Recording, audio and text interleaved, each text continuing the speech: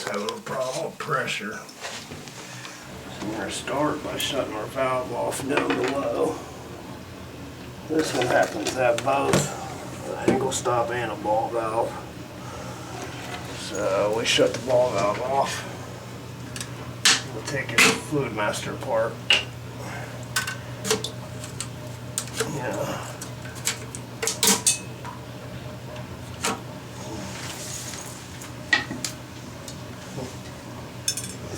Normally that don't happen.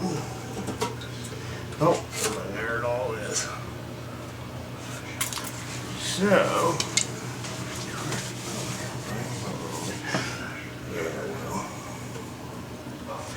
So, this should spray the sealant once it's turned back on. But, well, did you see that log come up out there?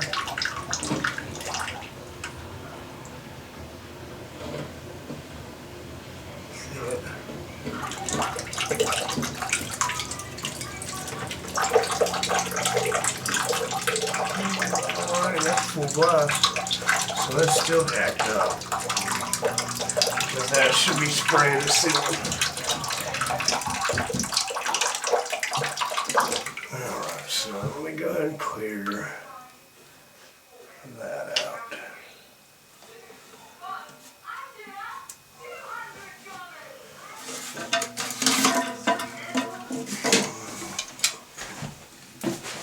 There's a sleeve that they use to adjust these. That you can pop and pull that unit up out of there. So I'm going to shine my light in there to make sure it's clear all the way through that center.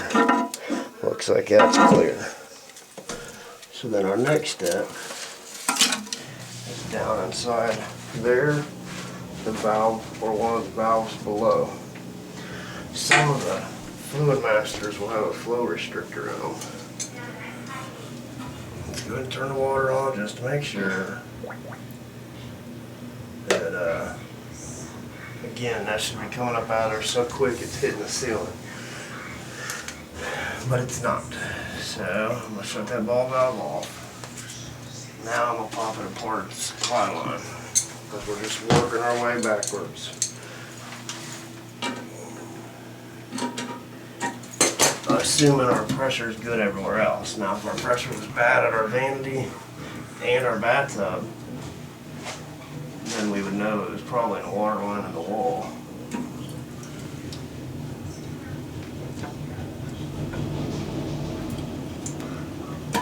So that appears to be good. We'll do the same trick with the flashlight. So we know that's crystal clear. Not to, it's not stopped up enough to make it not work like it is. I mean, I'm sure there's a couple little pieces in there, but nothing to speak of.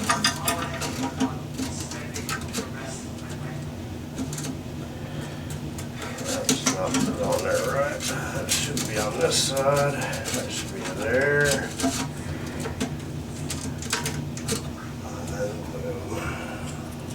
We're done there for now.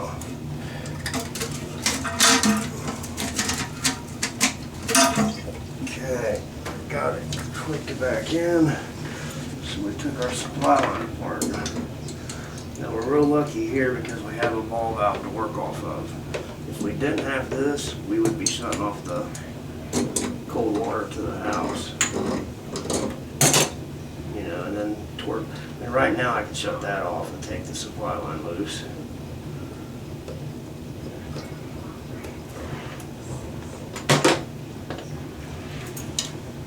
And that's clear. So now my next guess is that's in this valve.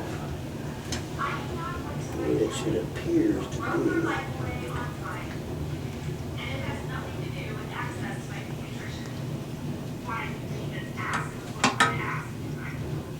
So what we're going to have to do, since that valve is still off, if you didn't have that valve, you would have had this off. You would have went and turned your main on and then slowly open this to see what it was spraying like.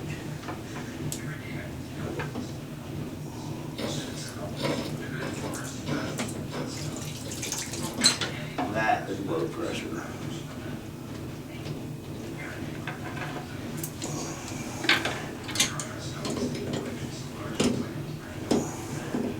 Somebody used these junk sharp light fittings.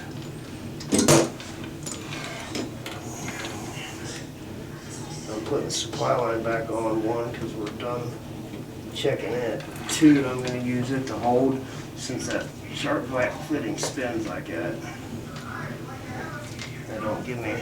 They don't keep the angle stop stationary. For me to easily take the packing nut off and the stem out of the angle stop.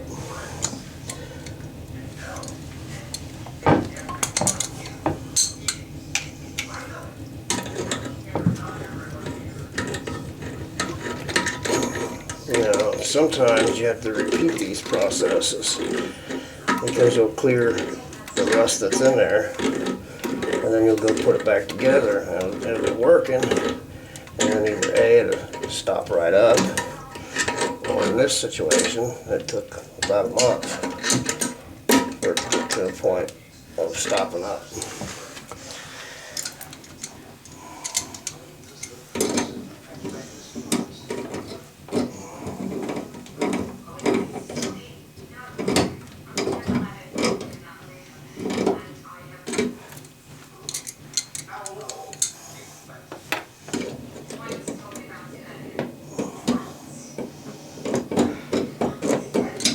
On to the supply line so they don't turn on me.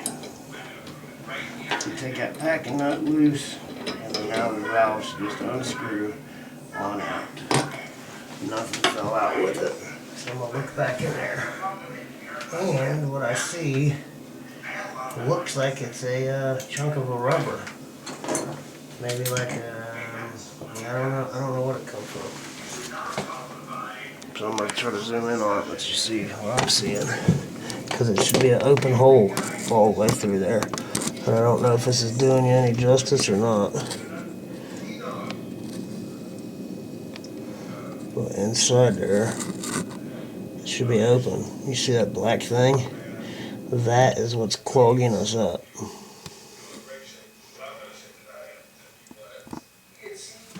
So, I'm going to remove that black piece, and then we'll be back to working. I've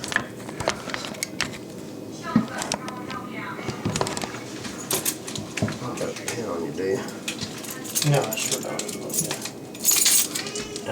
I normally use some tweezers, but I didn't bring those in, and I don't want to start the video over. So, I'm going to go in there with my keys.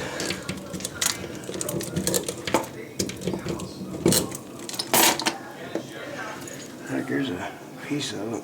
It's almost like a piece of plastic or rubber or something. So I'm just going to look in there until I see that it's all.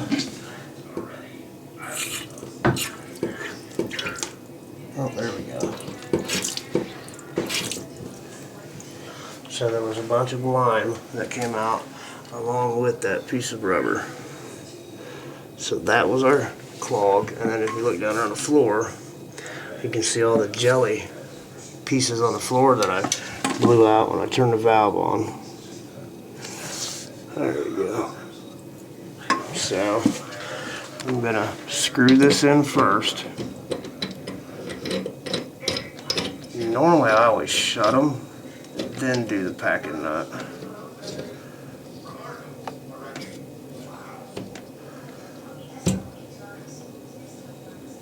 That way I know it's roughly where it should be.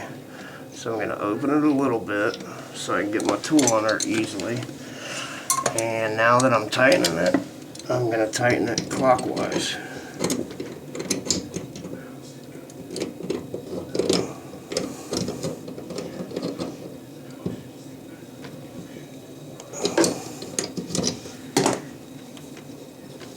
Open it all the way up.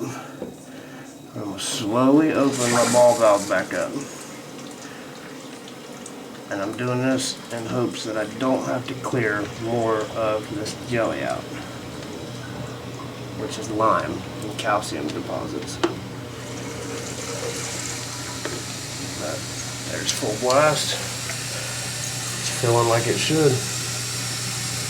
Heck, now that I'm looking down the toilet, I look over in that corner and I can see where the lime and deposits have been coming into the toilet for a while. That blue stuff. Little pieces of solder in there. Normally that's the clog, is a chunk of solder. But I don't know, maybe it's a 50-50. Because if you haven't had no repairs on your system lately, like you can really see all the blue in it now. And that's all calcium and lime buildup. I don't know what exact chemical composition it has, but that's what we always refer to it as.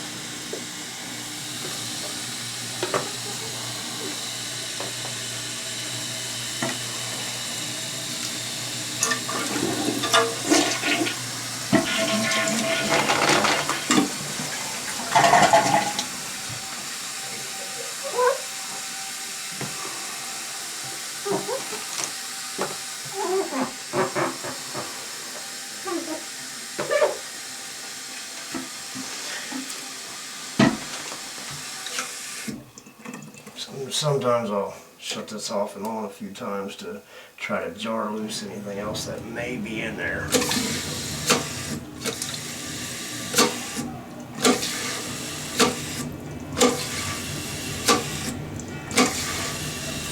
that should do it until the next time it clogs, if it's going to do it again. Now obviously this rubber, I don't know how that got inside there. That looks like the rubber to the old toilet valve. And I don't know how that got in line because the rubber was on that angle stop, but you can tell somebody's replaced this stuff recently, so I don't know if that was the old one or what the deal was with that. But at any rate, that's what we got out. The toilet's now good.